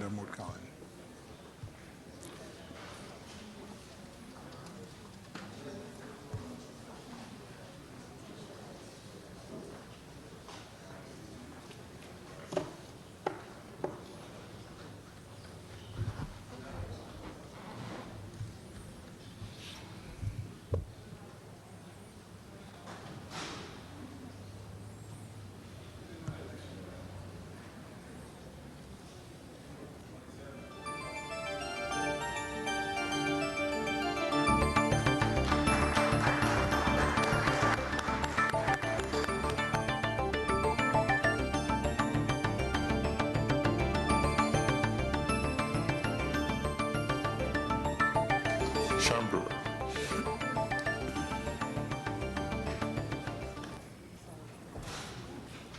Hi, my name is Sharon Brewer, and I'm here about concerns about the management of Lake Balboa and Encino. The Rangers maintenance and lifeguard supervisors and superintendents in charge of Lake Balboa and Encino are not doing their jobs to ensure the safety of the park patrons, the wildlife of park grounds, and lake.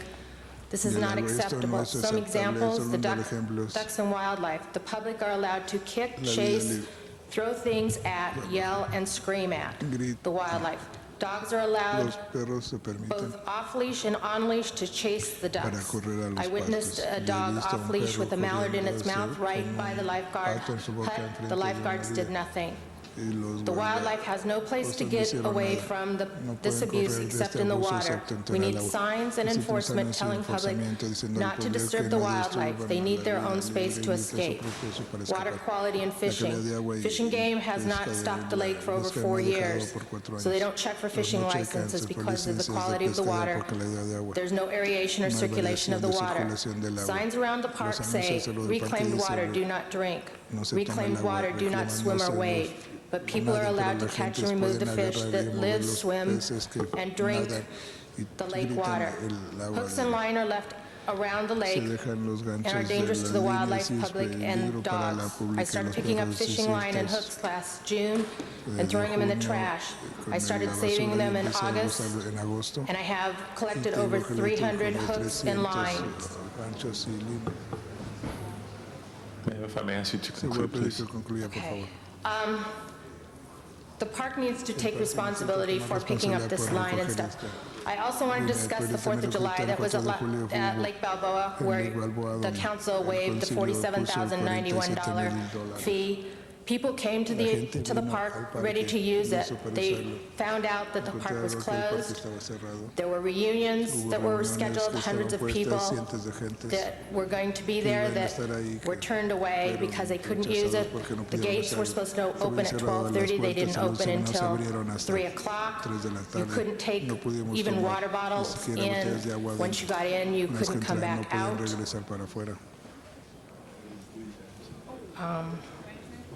This was all because of the lack of advertising that the park and the promoter allowed to happen, that these people didn't know that their 4th of July was going to be ruined, and they had to make other arrangements about where to have their We have obviously the council members listening, and we have Department of Recreation staff here listening as well, so somebody will be in touch with you if you can leave something in writing to address the situation.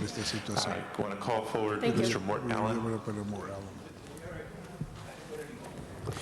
There's always an answer to everything, and there's an article in the Times yesterday which I think put everything in perspective. Last night we had a meeting over at Omnia Myers, and Ron Deaton really won by a long shot on the debate. And one of the most major problems we have is, most of you know that LA is the only city in the country that's got a mountain range that divides it in half. We only have 6 roads that connect the valley to the city, and 4 of them are one-lane highways: Coldwater, Laurel, Benedict Canyon. And for 85 years we've tried to make it a 2-lane highway, one of them, and the city's never had the money to widen these roads. All of a sudden it came out in the Times yesterday that most of us didn't realize that they're planning to widen Little and Big Santa Monica, and the taxpayers are going to pay $69 million to widen the streets. So we now find out why this whole big thing about the billboard industry, they're trying to get rid of the billboards on that street, which evidently they were having trouble. But I find it's appalling that you guys would let the taxpayers pay $69 million that will only benefit the Eli Broad and the other owners of the office buildings in Century City, because it's only going to add 20% more traffic between Century City and the 405 freeway. And to spend that much money when you could widen all the canyon roads for that money is something that I really hope the council will look into, because I'm sure the press will. Thank you. Thank you, Mr. Allen. This concludes public comment for today's meeting. Mr. Clerk, next time, please. Motions for posting and referral. His motions are posted and referred. Council members' request from council attendance. Council member Ridley Thomas requests to be excused from the off-site meeting on July 17th. A motion is required. Mr. Clerk said he moves. Mr. Ridley Thomas is excused. Council member Gruel requests to be excused from the off-site meeting on July 17th for city business. A motion is required. Mr. Pacheco moves. Ms. Wu is excused. And Councilmember Weiss requests to be excused on July 23rd to arrive at 10:30. This meets policy. Mr. Weiss is excused. The desk is clear. Before proceeding to announcements, Mr. Pacheco, I believe you have a special introduction. Mr. President, colleagues, I just want to introduce my fiancée, Marisela, who's with our council president right now. Hi, honey. What's she doing up there? She knows where the power is.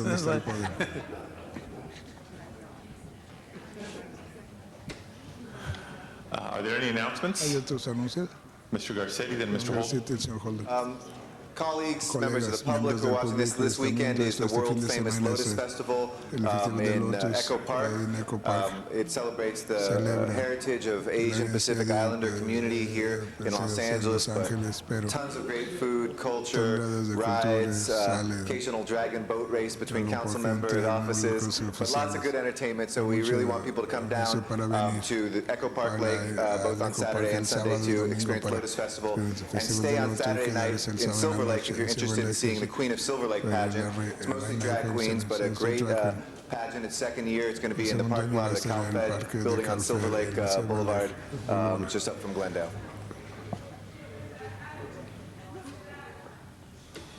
Mr. Holden?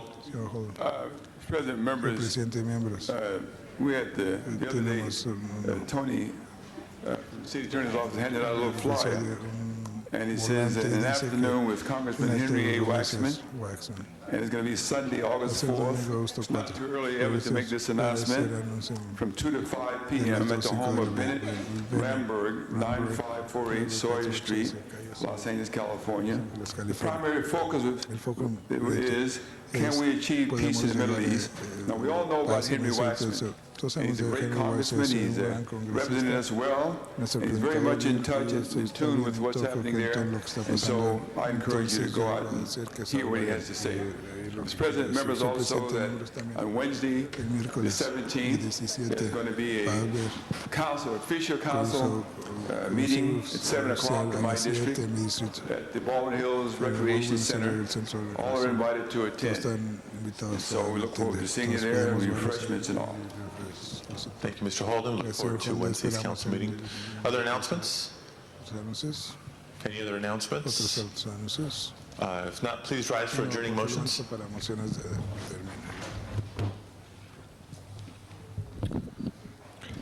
Ms. Hahn.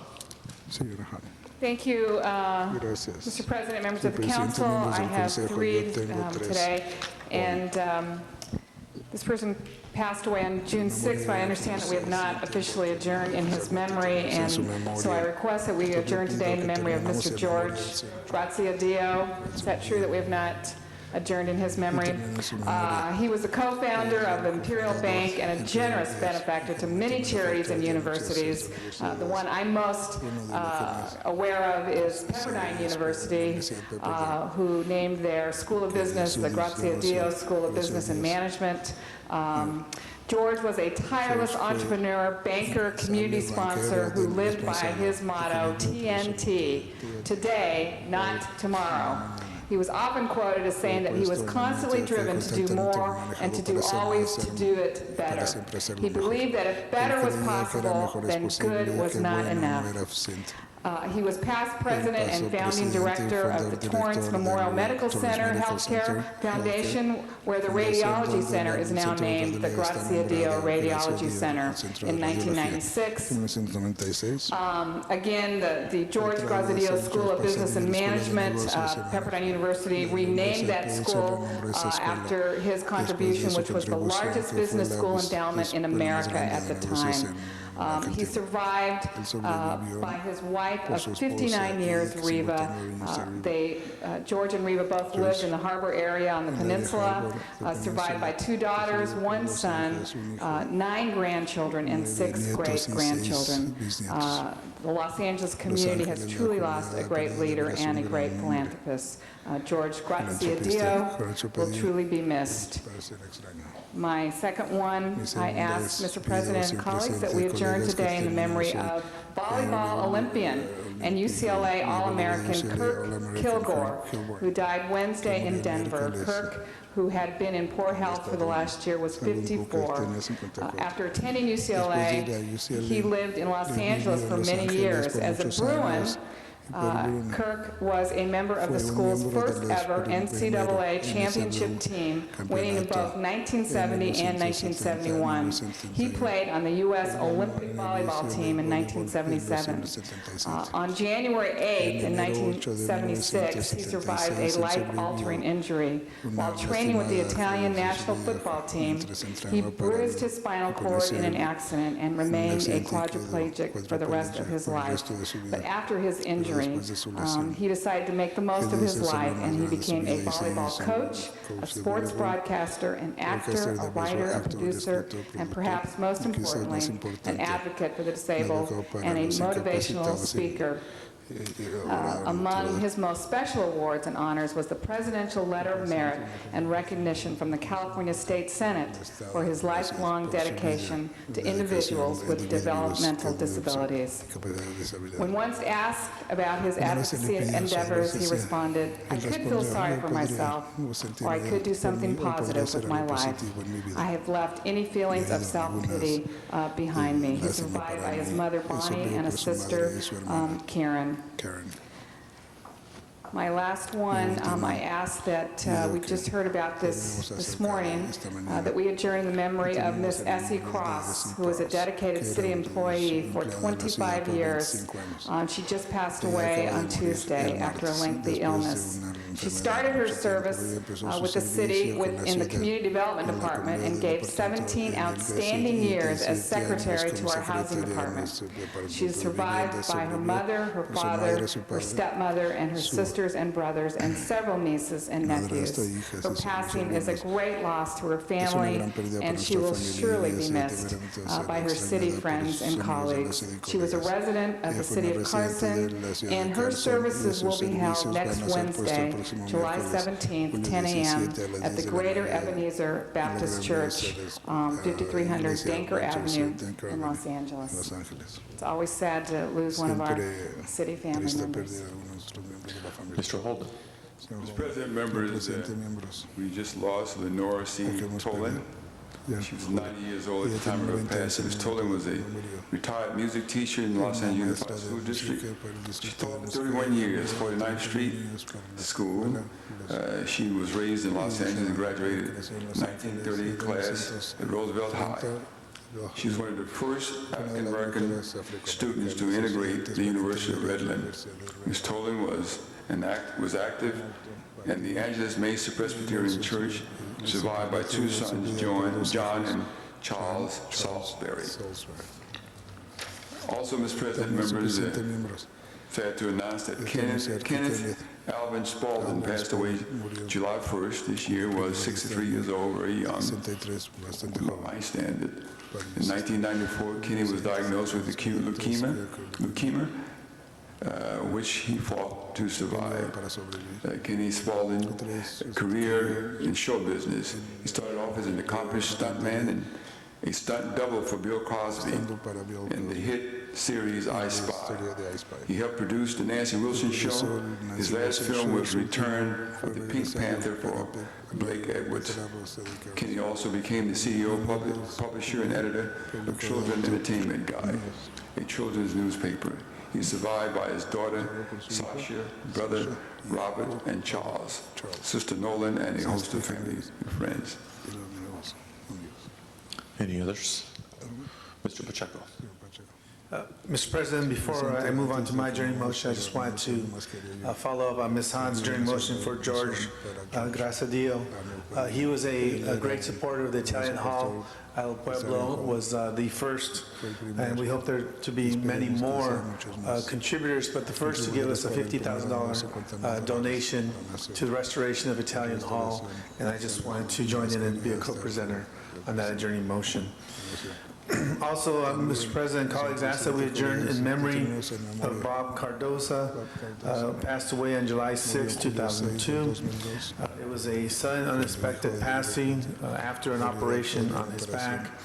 He was 30 years retired from General Motors, a member of the Knights of Columbus, and a community contributor in the community of El Sereno, survived by his spouse, Kathy Cardoza, his children, Fernie Cardoza, Roberta, Cardoza Bernie, Cardoza Renee Cardoza, and obviously many grandchildren also survived. Mr. Reyes. Colleagues, I'd like to adjourn in memory of Francis Roman. Francis Roman was a longtime neighborhood activist in the Pico Union area of the 1st District.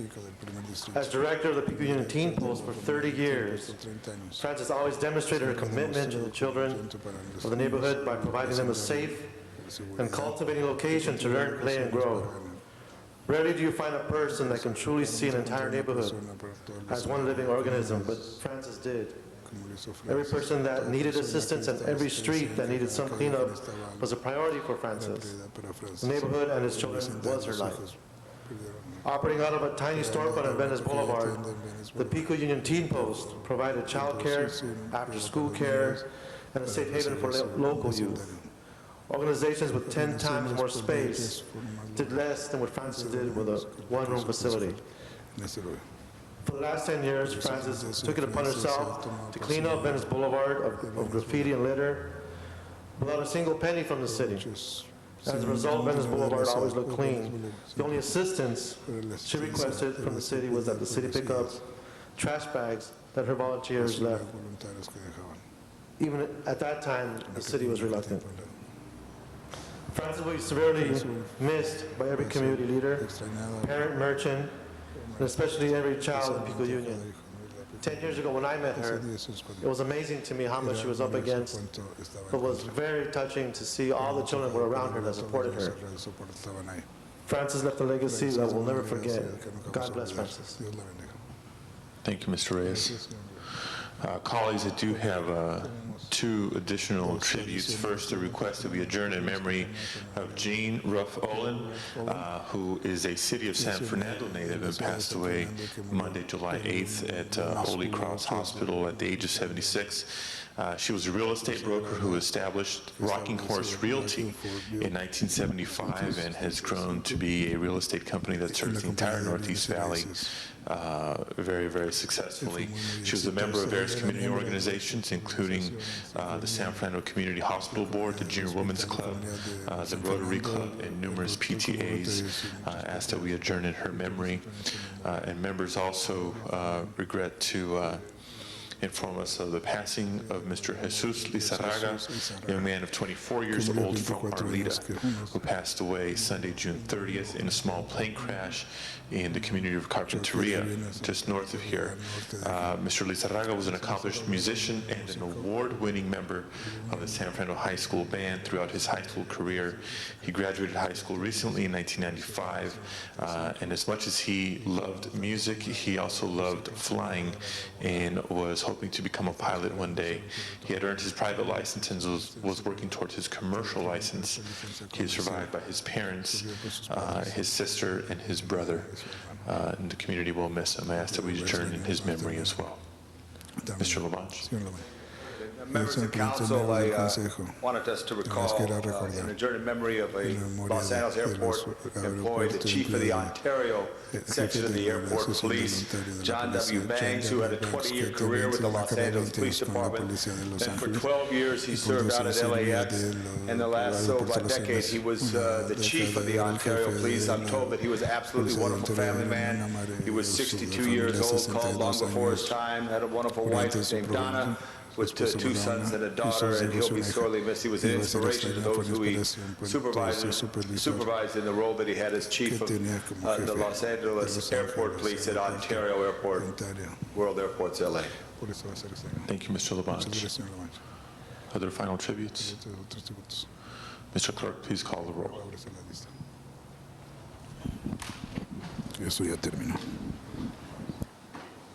Thank you all very much. This meeting is adjourned.